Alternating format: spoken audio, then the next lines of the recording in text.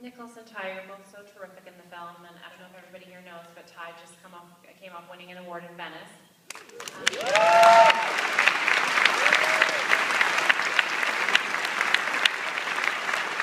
I wonder if you could both talk a little bit about what drew you to the film. Well, I mean, I just neatly connected with the script. I got Professor Hawkins' script, and David wrote me a very nice letter. I was a fan of David's work, Undertow in particular. And I read it, and I had taken a year off from work, and I was trying to be extremely selective. And I found that this script was the 100-point script that I was looking for, because I felt that I could take whatever my life experience was in the last 10 years and not have to act. I felt that I had... I felt like I could speak the dialogue honestly. Yeah, I immediately connected with the script as well. Yeah, I read it. I only read the script like twice, which is crazy, because I know like some actors like Anthony Hopkins reads this script like 200 times. Not me. But yeah, I read the script and I fell in love with it, because I felt like it totally captured a dark Southern drama. And I knew that this was going to be a great one, because David was attached to it, and Nick as well. So I emailed David, and I went into an audition, and I read with Nick, and things just fell into place. They sure did. Okay, I'll turn it over to you guys. You have your hand high in the front row. Go ahead. Well, I just want to say Ty and Nick, amazing job with the movie. My question is for Nick. Two things. One, I just wanted to ask you to please sign my National Treasure. Not that National Treasure. Second, acting, because what you said about that you just don't need to act, it comes off so naturally. That's why it seems when, like in your movies, it just comes off so naturally. You just act like a normal human being. Thank you.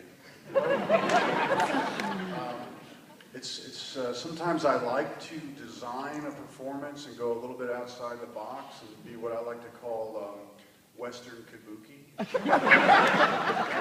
you might see that in Spirit of Vengeance. You can do that if your head goes on fire as a skull, or you're high on crack and you're a corrupt New Orleans detective. But with Joe, I really wanted to take things off the design performance and just be and breathe and just try to channel whatever was coming from my dreams or inside my body and my memories. So thank you for noticing. Yeah, I'll sign it right away. I'll sign either National Treasure. Okay, another question from the front row right here. Between Mud and Joe, you worked with some amazing people, and now with David. Can you talk about some of the experience working with him and maybe what you took away from his experience? Question was for Ty. You worked with some amazing people between Mud and Joe, and if you could maybe talk a little bit about what it specifically was like to work with Nicholas and David. Yeah, I've been really lucky to have been able to work with some of the guys I've worked with. I'm really proud of the directors I've worked with so far.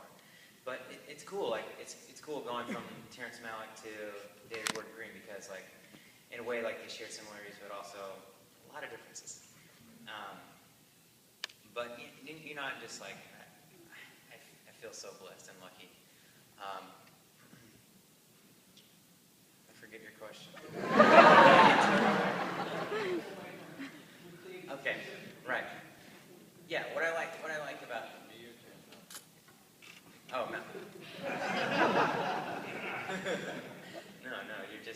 no. What I like about David is he keeps such a light energy on set, and there's a great mood all the time, and you're such a great guy to be around and have on set, and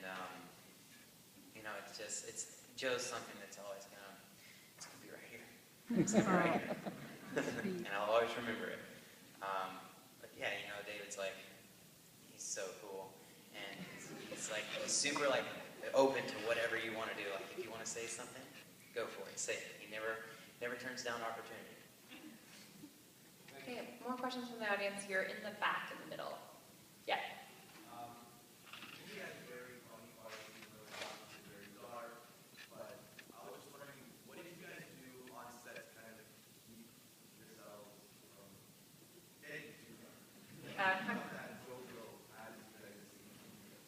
question was, the film has some quite dark parts in it, but there's also some comedy.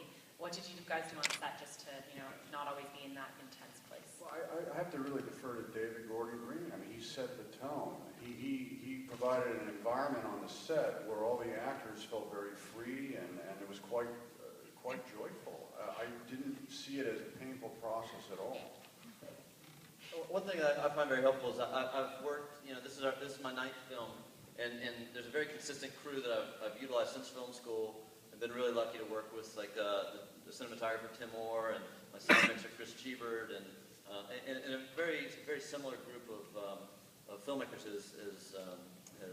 we've basically banded together and had a great run of 13 years now. So it's kind of amazing to have basically, your college buds working in a creative capacity, and in a movie like this where you've got just the pleasure of the talent that's in front of the camera that really it also drives the tone and the energy level. And at the end of the day, you go have a beer and a burger and talk a little shit and have a few laughs. And that way, the next day when you go and roll up your sleeves and get a little dark, it doesn't feel like such a burden. Okay, just in front here, yes. Hi there. The movie's amazing, and apart from Nicholas and Ty's performances, everyone's performance in that film was so awesome, like so realistic, and you had such a great supporting cast. Can you talk about some of your casting that went on there? A question was about the casting. Not only are Nicholas and Ty excellent in the film, but all of the supporting cast as well. So can you talk a little bit about that process? Yeah, casting is my favorite part of movie making, and getting in there and getting to know who these characters are. And you enter the process with an idea, and then it can be radically altered. I'd like to speak of Gary Poulter, the actor that plays Ty's father in the movie, who the movie's dedicated to. He died shortly after filming, and this was his first and last experience in front of the camera. But he is an example of kind of non-traditional casting.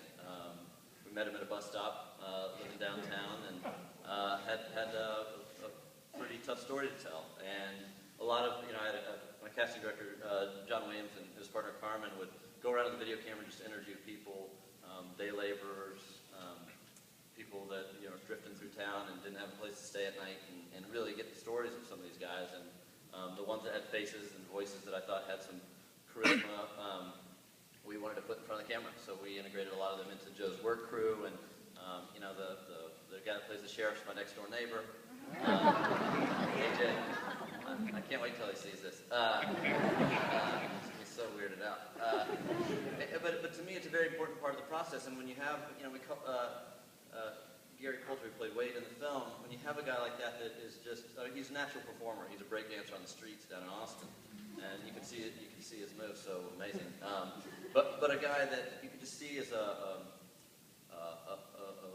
voice, just looking for that opportunity, looking for someone to just give him a hand and shout it from the rooftops. And so it's the beauty and the tragedy of a project like this. You get to have that camaraderie, and you get to see a guy that's gone through some very, very difficult chapters of his life, and he's treated like a prince, and he was just a really exciting and engaging personality to have on set.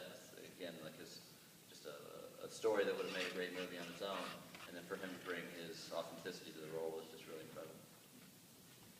Okay, just over here, you're right. Yeah. I guess this is for Nick. I was wondering, you're such kind of an old pro of an actor. You've done dozens of movies. I was wondering whether working with kind of a rising star like Ty gave you any new perspectives on acting. Question was for Nicholas. You're an old pro, maybe not so old. Well, I'm getting there. I'm going to be 50 next year. Thank you. I enjoy working with young people. There's an enthusiasm in their spirit. Their dreams have not been whipped out of them yet.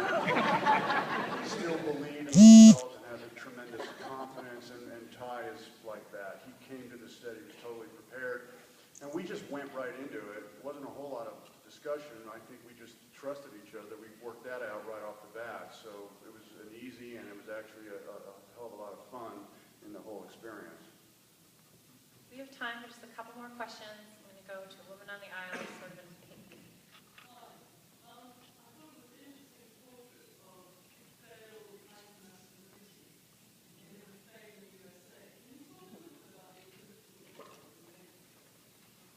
question would be for David. In the film, there's sort of a theme about the failure of hyper-masculinity, and given some of what's going on in the States right now, could you maybe discuss that a little bit? I mean, I don't know that it's a story of the failure of hypermasculinity. I think it's the challenge of masculinity, and particularly in the region of the South. You know, again, I credit a lot of that to Larry Brown's novel. One of the things that I really identified was the struggles of fatherhood, not only in a blood father, but I think the dynamic between Nick and Ty is very much a story of fatherhood and role models, and you know how youth can invigorate or reflect someone, or the energy. You know, you can look to someone for whatever strength and guidance, and it's a story of redemption, and it's a story of a man looking at his own life with some concerns and questions, and able to bring a strange kind of violent value to a kid walking the fence of good and bad. So to me, masculinity has always been something I've explored in movies. You know, and I always kind of look at all of my films as buddy movies for some reason, like the odd couple dynamic of Joe and Gary, and then how they relate to the world around them, and how they fit into their own culture and their own skin, and the awkwardness of that. And so it's every movie I've worked on, I can kind of see as a buddy movie or a coming of age story, and everyone's adolescent, just trying to kind of fight through their own new puberty. As far as a political portrait, you know, I looked at this movie kind of like a Western, like a contemporary Western. I mean, there's obviously some mythical parallels you could draw. I didn't really look at it from any sort of political perspective in terms of America in this day and age. I mean, it was a novel written more than 20 years ago, and I don't think times have changed that much, particularly within the struggle of the portrait of the people that we're painting here. I mean, you could look at this, and it could take place in the 1880s, and it wouldn't be too much different. And there's a lot of people who still live like that. Most of these locations are not far from my home, and just places that if you look a little left, or under the covers or behind the tree, you can kind of see elements of nature and elements of man and masculinity that I'm interested in exploring with a camera. Okay, one more question, dead center. This is a question for David. A number of your films have a fairly unique relationship with the American South. I was wondering, in the way that some authors might be considered regional authors, do you consider yourself a regional filmmaker? Question was, a lot of your films have a connection to the deep American South, and as some authors might be considered regional, do you consider yourself sort of focusing on that region? No, I made a movie in Canada, and I'm really proud of my experience in Halifax. And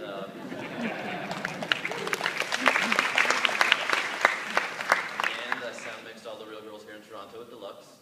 I honestly use the medium of film in the industry to explore the world, and I've been really fortunate to have extensive travels and journeys, but also be able to go home from time to time and make something that is a little bit more personal. So I may make something as outrageous as like the TV series Eastbound and Down that I work on, and that's just a fun way to go and fuck around with your friends in North Carolina. And then other times it's nice to get a little personal, get a little private, get a little intimate, and work with great actors and make something that feels like my efforts to portray a South that I find very fascinating. Well, thank you very much for bringing that.